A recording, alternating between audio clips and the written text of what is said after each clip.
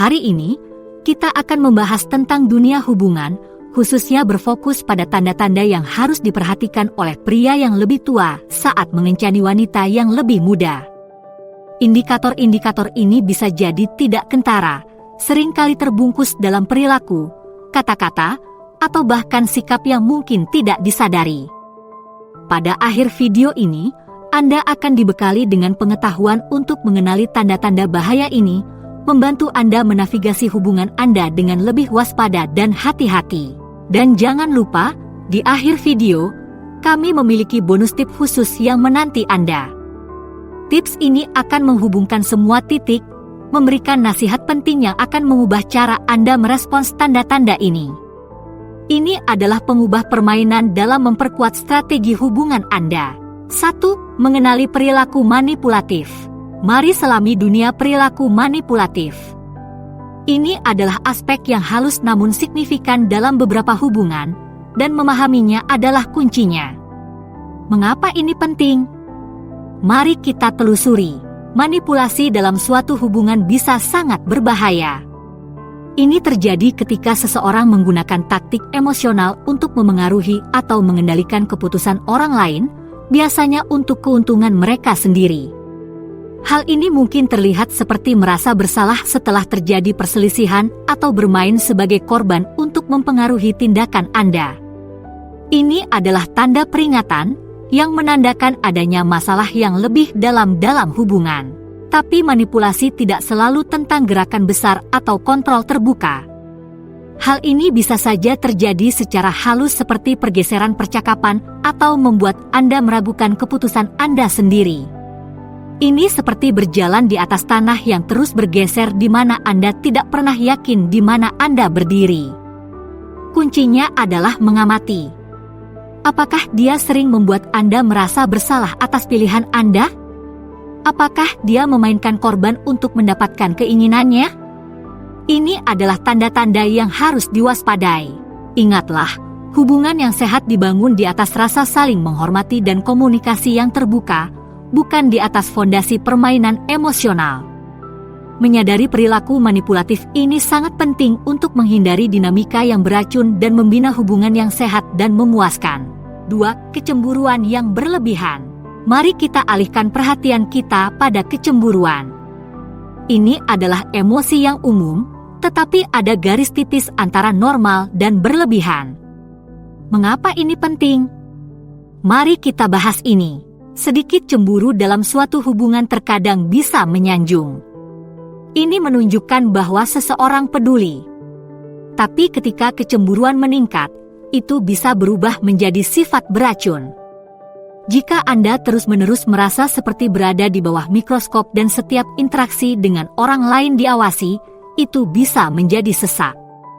Seperti itulah rasa cemburu yang berlebihan. Ini lebih dari sekadar menjadi protektif. Ini tentang rasa tidak aman yang bermanifestasi dengan cara mengendalikan. Inilah tangkapannya. Kecemburuan yang berlebihan bukan hanya tentang kurangnya kepercayaan pada Anda. Hal ini seringkali mencerminkan masalah yang lebih dalam pada orang yang merasakannya. Jika dia menjadi terlalu kesal dengan interaksi sosial Anda atau mengawasi Anda secara berlebihan, ini adalah tanda bahaya. Ini bukan tentang kepedulian. Ini tentang kontrol. Jadi, apa pendekatan yang terbaik? Komunikasi terbuka adalah kuncinya. Bicarakan apa yang membuatnya merasa cemburu dan mengapa. Memahami akar dari perasaan ini dapat membantu mengatasinya secara konstruktif. Ingat, kepercayaan adalah fondasi dari sebuah hubungan yang sehat. Dengan mengenali dan mengatasi rasa cemburu yang berlebihan, Anda sedang berusaha membangun hubungan yang didasarkan pada kepercayaan, bukan kecurigaan. 3. Memahami pentingnya batasan. Sekarang, mari kita bicara tentang batasan. Batasan sangat penting dalam hubungan apapun, tetapi apa yang terjadi jika batasan tersebut tidak dihormati? Mari kita bahas topik penting ini. Batasan adalah pedoman pribadi yang kita tetapkan agar kita merasa aman dan dihormati. Batasan sangat penting untuk hubungan yang sehat. Namun, Ketika seseorang secara konsisten mengabaikan atau melewati batas-batas ini, itu adalah tanda bahaya. Hal ini dapat terlihat seperti berulang kali memeriksa ponsel Anda tanpa izin, bersikeras untuk menghabiskan setiap saat bersama, atau tidak menghargai kebutuhan Anda untuk waktu sendiri. Ini bukan hanya sekadar bersikap mesra. Ini adalah kurangnya rasa hormat terhadap ruang pribadi dan otonomi Anda. Sangat penting untuk mengenali kapan batas-batas Anda dilanggar. Jika dia mengabaikan perasaan Anda atau marah ketika Anda mengungkapkan kebutuhan Anda akan ruang, itu adalah tanda ketidakhormatan. Hubungan yang sehat tumbuh dari rasa saling menghormati dan memahami batasan satu sama lain. Alih-alih membiarkan batasan Anda kabur, komunikasikan dengan jelas. Hubungan di mana kedua pasangan saling menghormati batasan masing-masing akan lebih memuaskan dan berkelanjutan. Ingat, menetapkan dan menjaga batasan bukanlah tentang menciptakan jarak. Ini tentang membangun hubungan di mana keduanya merasa nyaman dan dihormati. Pendekatan ini menumbuhkan hubungan yang lebih dalam dan lebih bermakna. Saya harap video ini informatif dan bermanfaat bagi Anda. Jika ya, bagaimana jika Anda ingin menunjukkan dukungan? Hanya dengan memberikan like, memberikan komentar, atau menekan tombol subscribe dapat membuat perbedaan besar. Terima kasih telah menjadi bagian penting dari perjalanan ini. 4. Mengarungi lautan kritik dan rongrongan yang terus-menerus. Mari kita alihkan fokus kita ke kritik dan bagaimana hal itu dapat mempengaruhi hubungan. Memberi dan menerima umpan balik adalah hal yang wajar, namun bagaimana jika umpan balik tersebut menjadi konstan dan merendahkan? Mari kita telusuri aspek ini. Kritik, jika bersifat membangun, dapat bermanfaat. Namun, ketika hal itu berubah menjadi aliran komentar negatif tanpa henti tentang tindakan, pilihan, atau bahkan kepribadian Anda, maka hal tersebut menjadi beracun. Ini bukan hanya tentang memberikan saran, melainkan ini tentang membuat Anda mempertanyakan nilai dan keputusan Anda. Pikirkanlah saat-saat ketika apa yang seharusnya menjadi saran yang bermanfaat terasa lebih seperti sebuah tusukan tajam. Kuncinya di sini adalah mengenali perbedaan antara umpan balik yang bermanfaat dan kritik yang berbahaya. Jika dia sering menunjukkan kekurangan atau meremehkan pencapaian Anda, itu tidak konstruktif. Itu merusak. Hal ini mengikis harga diri Anda dan dapat membuat Anda merasa diremehkan dalam hubungan. Daripada terjebak oleh kritik yang terus-menerus, fokuslah untuk membina lingkungan di mana Anda berdua dapat mengekspresikan kekhawatiran tanpa hal negatif. Komunikasi seharusnya mengangkat Anda, bukan menjatuhkan Anda. Dengan mengatasi masalah ini dan mengadvokasi pendekatan yang lebih positif dan suportif, Anda membuka jalan untuk hubungan yang lebih sehat dan saling menghormati. Ingat, setiap orang berhak untuk berada dalam sebuah hubungan di mana mereka merasa dihargai dan dihormati. 5. Menemukan kurangnya kedewasaan emosional. Mari kita fokus pada kedewasaan emosional, sebuah elemen penting dalam hubungan apapun. Apa yang terjadi jika hal itu hilang? Kita akan mengetahuinya. Kedewasaan emosional bukan hanya tentang usia. Ini tentang bagaimana seseorang menangani emosi mereka, berkomunikasi, dan menyelesaikan konflik.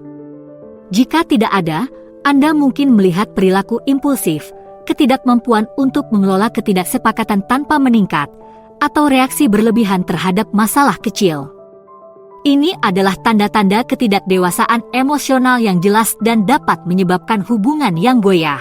Pertimbangkan situasi di mana perselisihan kecil berubah menjadi pertengkaran besar atau di mana diskusi yang tenang jarang terjadi. Ini adalah tanda bahaya yang menunjukkan ketidakdewasaan emosional. Membangun hubungan yang stabil dan sehat dengan seseorang yang kesulitan menangani emosi dan berkomunikasi secara efektif adalah hal yang menantang. Mengenali tanda-tanda ini sangat penting. Jika Anda mendapati bahwa ia sering bereaksi secara impulsif, sulit mendiskusikan masalah dengan tenang, atau bereaksi secara berlebihan, inilah saatnya untuk mengatasi masalah ini. Doronglah percakapan yang terbuka dan jujur tentang perasaan dan penyelesaian konflik. Ingatlah, sebuah hubungan adalah tentang pertumbuhan dan pemahaman bersama. Dengan berfokus pada kedewasaan emosional, Anda tidak hanya meningkatkan hubungan Anda, tetapi juga berkontribusi pada pengembangan pribadi. Ini adalah tentang menciptakan lingkungan yang mendukung di mana kedua pasangan dapat mengekspresikan diri dan berkembang bersama. 6. Berhati-hatilah terhadap eksploitasi finansial. Mari kita bahas tentang eksploitasi finansial, sebuah topik yang sering diabaikan namun sangat penting dalam sebuah hubungan. Apa yang terjadi jika uang menjadi alat untuk memanipulasi? Mari kita uraikan. Eksploitasi finansial dalam hubungan bisa jadi tidak kentara, namun berdampak besar. Hal ini terjadi ketika salah satu pasangan mulai melihat pasangannya sebagai sumber keuangan dan bukan sebagai teman. Hal ini dapat terwujud dalam permintaan uang yang terus-menerus, mengharapkan hadiah mewah secara teratur, atau menekan Anda untuk membuat keputusan keuangan yang hanya menguntungkannya. Ini adalah situasi di mana timbangan memberi dan menerima tidak seimbang, sangat condong ke satu sisi. Pikirkanlah saat-saat ketika bantuan keuangan diminta terlalu sering, atau ketika kemurahan hati Anda tampaknya menjadi daya tarik utama. Ini bukan hanya karena Anda membutuhkan. Ini adalah tanda penggunaan pengaruh finansial sebagai mekanisme kontrol. Sangat penting untuk mengenali kapan kedermawanan dianggap remeh atau ketika ekspektasi keuangan hanya sepihak. Mengatasi eksploitasi keuangan melibatkan penetapan batasan yang jelas tentang uang dan memahami perbedaan antara mendukung dan dimanfaatkan. Diskusi terbuka tentang keuangan dapat memperjelas niat dan ekspektasi dalam hubungan. Ingatlah, hubungan yang sehat dibangun di atas rasa saling menghormati dan mendukung, bukan pada transaksi keuangan. Dengan menyadari dinamika ini, Anda dapat membina hubungan berdasarkan hubungan emosional, bukan ketergantungan finansial. Dan sekarang, untuk tips bonus, percayalah pada naluri Anda. Ini mungkin terdengar sederhana, tetapi ini adalah alat yang ampuh dalam hubungan apapun. Mengapa ini sangat penting? Mari kita bahas. Naluri Anda, atau firasat, adalah pikiran bawah sadar Anda yang menangkap isyarat yang mungkin terlewatkan oleh pikiran sadar Anda. Dalam hubungan, terutama saat berkencan dengan seseorang yang lebih muda, naluri ini bisa menjadi panduan terbaik Anda. Jika ada sesuatu yang terasa aneh, ada baiknya Anda memperhatikannya. Mungkin itu adalah perubahan perilaku yang halus, pola yang berulang, atau hanya perasaan bahwa ada sesuatu yang tidak beres. Pikirkan saat-saat ketika Anda merasa tidak nyaman atau mempertanyakan apakah tindakannya sesuai dengan nilai-nilai Anda. Ini bukan tentang memikirkan setiap detail secara berlebihan. Ini tentang mendengarkan suara hati. Naluri Anda seringkali menangkap tanda bahaya sebelum pikiran rasional Anda melakukannya. Jadi, apa yang harus dilakukan dengan naluri ini? Gunakan mereka sebagai petunjuk untuk refleksi dan percakapan. Jika Anda merasa tidak nyaman dengan perilaku tertentu, ajaklah mereka berdiskusi. Penting untuk menyeimbangkan naluri dengan komunikasi yang terbuka. Ingat, mempercayai naluri Anda adalah tentang melindungi kesehatan Anda dan memastikan Anda berada dalam hubungan yang sehat dan saling menghormati. Dengan mendengarkan dan menghormati insting Anda dapat menavigasi dunia kencan dengan lebih percaya diri dan jelas.